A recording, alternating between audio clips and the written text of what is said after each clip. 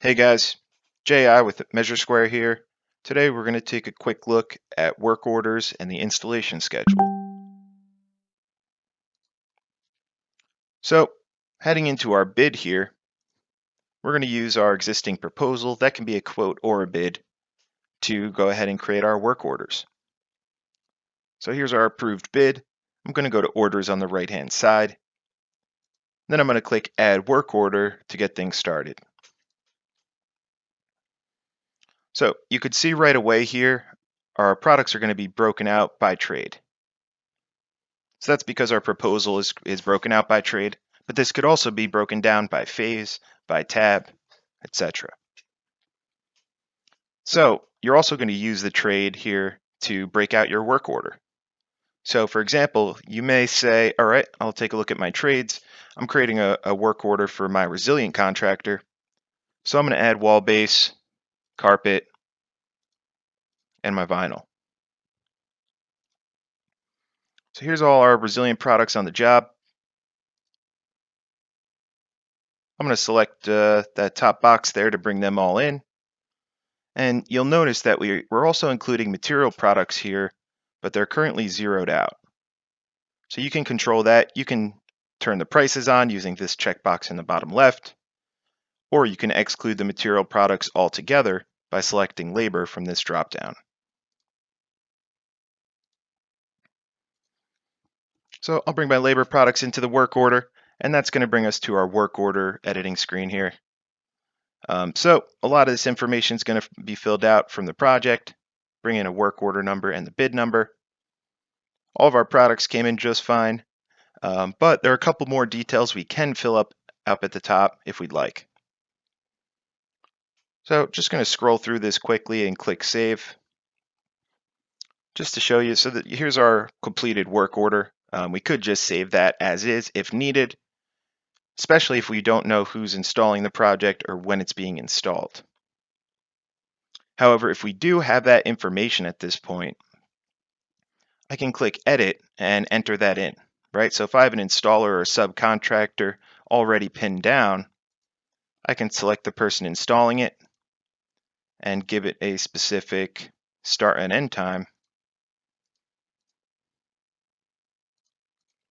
And just by entering in those extra couple of data points, now this work is actually scheduled, right? And we'll see that reflected if we head over to the installation schedule on the left. There's our schedule for Advent Health Phase 2 for today with Mr. Andrew as the installer. So that work order and that schedule are always linked, right? The schedule in this case was created as a result of the work order. And our installation schedule really has some strong features within it. You definitely want to play around with this for a bit before you go live with it. But some of the really strong features, you have a nice drag and drop here. So if I want to change this schedule to say Tuesday, I can just drag that right over. Or if I want to switch the installer, I can drag that up as well. In addition to the week view, we have other views that will allow you to track the hours within the week, right?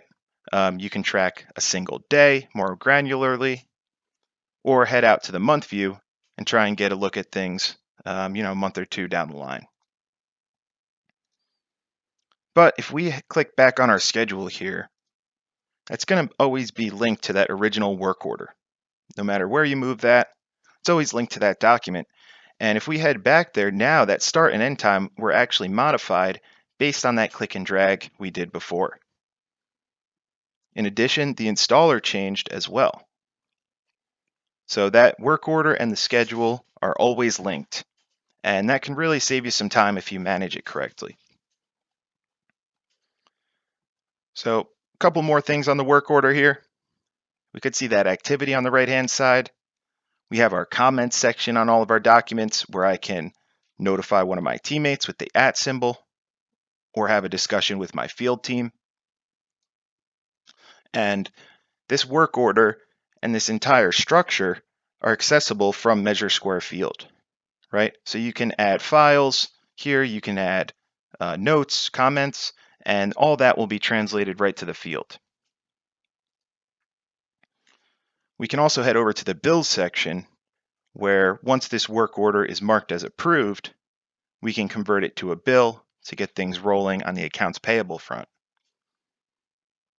Of course, all your emails are going to be tracked, and you can also track the completion of the installation of each of these products. You can do that from right here by checking these items off or marking them as partially completed. Or your field team can actually do this on their side as well. We also have timesheets if you're tracking hours and clock-ins, site photos, and files. And from this screen, just like our others, you can email that work order right out to the installer or sub very easily. And that's pretty much it. Thanks for watching.